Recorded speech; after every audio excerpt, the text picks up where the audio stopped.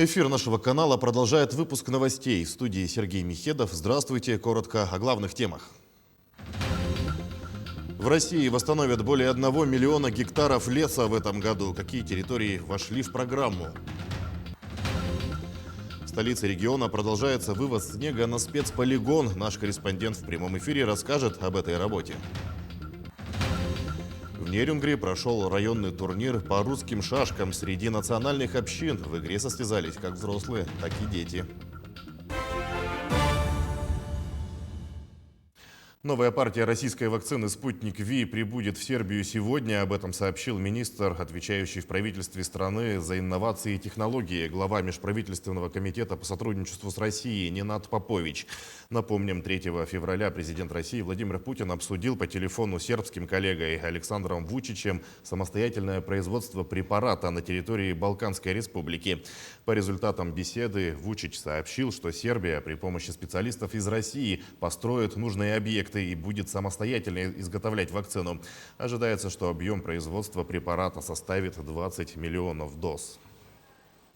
Тем временем 31 новый случай COVID-19 выявили за сутки в Якутии. Об этом сообщила замруководителя регионального оперштаба Ольга Балабкина. В Якутске зафиксировали 20 случаев, в Алданском районе 3. Также по 2 случая обнаружили в Вилюйском, Мирнинском и Татинском районах. Единичные случаи заболевания в Хангаласском и Чурапчинском районах. Несмотря на стабильную ситуацию в столице региона и постепенное отступление вируса из районов, а также послабление ряда ограничительных мер, у оперштаба вызывает опасения наличие завозных случаев COVID-19. Так, в Алданском районе все случаи, которые сегодня имеются и выявлены, они связаны с приезжающими из-за пределов Республики Саха-Якутия на работу, соответственно, соответствующим предприятиям золотодобывающей промышленности на территории района будут внесены соответствующие предписания и поставлены на контроль усиление работы лиц, которые приезжают на работу. Кроме того, обращаем ваше внимание на необходимость при выезде на различного рода отдых, на мероприятия, который сейчас был более свободен, обращать внимание на то, что вновь появились случаи завозной коронавирусной инфекции на территории республики. В России восстановят более 1 миллиона гектаров леса в этом году. Лесовосстановление охватит всю территорию страны, кроме Москвы, Санкт-Петербурга, Севастополя и Ненецкого автономного округа. Основные работы по восстановлению пройдут в Иркутской, Вологодской и Архангельской областях, Красноярском и Хабаровском краях. Сеянцы будущих деревьев высадят на площади 240 тысяч гектаров, то есть засеют территорию на 23% больше, чем в прошлом году. Для проведения мероприятий по лесовосстановлению будут использованы преимущественно сеянцы хозяйственных ценных хвойных пород сосны и ели, говорится в сообщении. Предпусковые облеты перед запуском ракеты-носителя «Союз-2» начали в Якутии. Об этом сообщает пресс-служба Минэкологии региона. Из-за погодных условий предпусковой облет в Кобяйском районе, запланированный на 20 марта, проводят сегодня.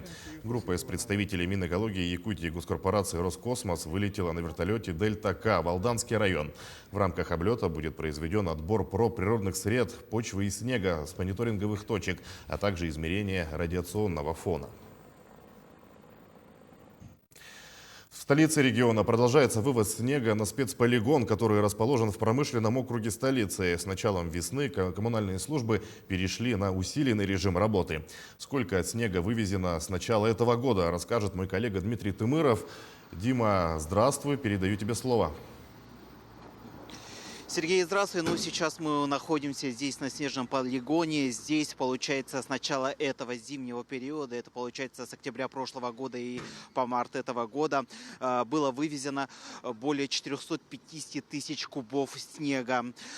Всего на вывоз снега из территории города Якутска задействованы 34 автомашины, спецтехники Якутдорстроя. Они работают в 2 смены, утром и ночью. Получается, ими за сутки сюда вывозится более 2500 кубов снега за сутки. И, как нам сообщили, вот этот спецполигон оборудован так, что в случае, если снег будет в последующем таять, он не будет попадать уже в частные территории, топить близлежащие дома и территории предприятий и организаций. А также здесь в полигон могут вывозить снег и частники.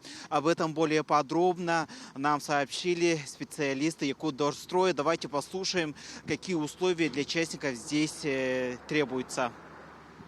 В этом году, то есть работа полигона началась с октября месяца, то есть это с начала зимнего периода, то есть как пошел снег у нас, да.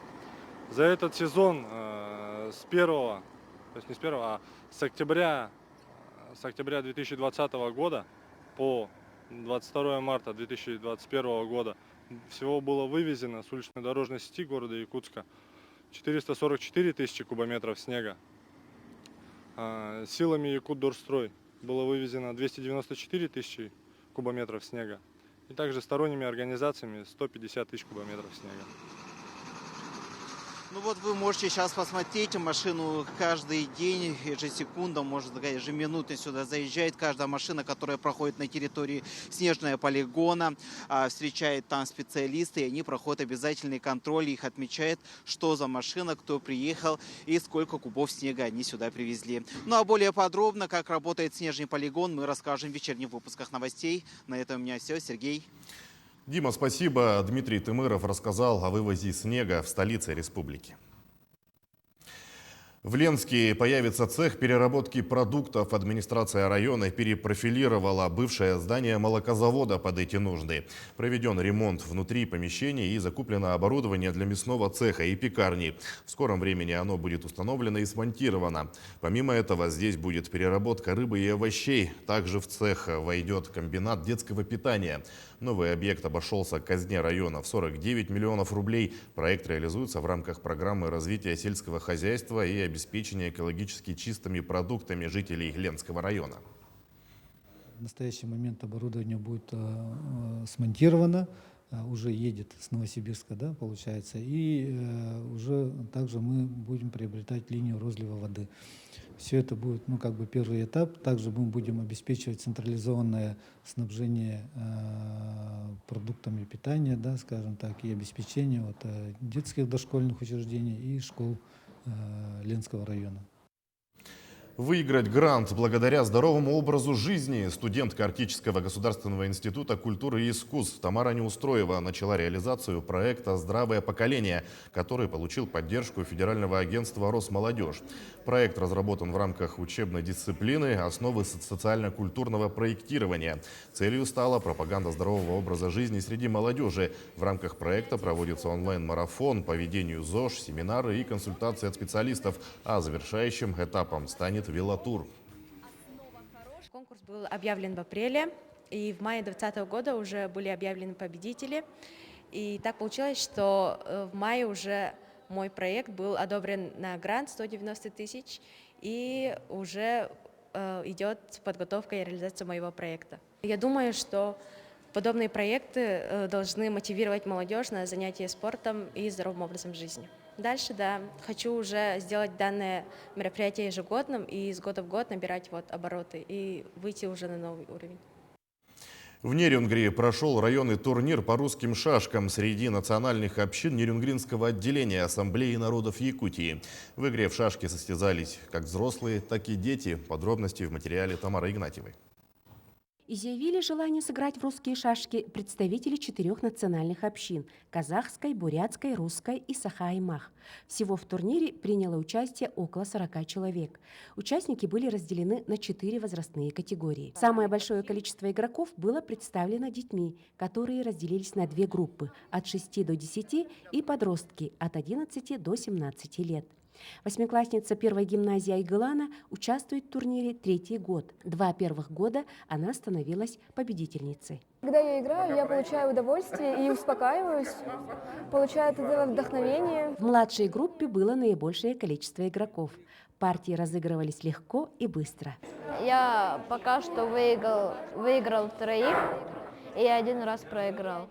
Пока что все, наверное, легко, все ладится. Мне очень нравится играть в шашки, я по своим причинам выиграл.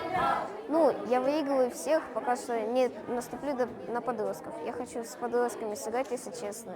Любители играли по круговой системе в один круг. Прекрасная половина была представлена в количестве 6 человек. Тамара Дмитриевна пришла на турнир со сватом и внуком Андреем. Бабушка и внук участвовали каждый в своей категории. Во-первых, для внука это очень хорошо, я с этой целью и шла. Сама-то я так играю непосредственно, мы дома занимаемся, поэтому мне очень нравится, потому что надо сейчас, в наше время, вот это соединять всех. Мужчин, любителей шашек, оказалось в 2 раза больше. Партии у них длились дольше и продуманнее, как и полагается стратегам по жизни. По шашкам турниры очень редко проводятся, в основном по шахматам. Хотелось бы побольше и почаще, люди вот идут, людей много, все хотят. Так что надеемся, что будет регулярные такие у нас турниры, чемпионаты. Всем участникам турнира вручили сертификаты и сладкие призы. Победителей наградили дипломами и денежными премиями. Решением оргкомитета в мае этого года будет проведен очередной турнир, в рамках которого планируются мастер-классы от мастеров спорта по русским шашкам из города Якутска. Тамара Игнатьева, Вадим Барашков, Нерингри. К этому часу это все новости. Берегите себя, не забывайте носить маску, обрабатывать руки, соблюдать безопасную дистанцию. Увидимся чуть позже.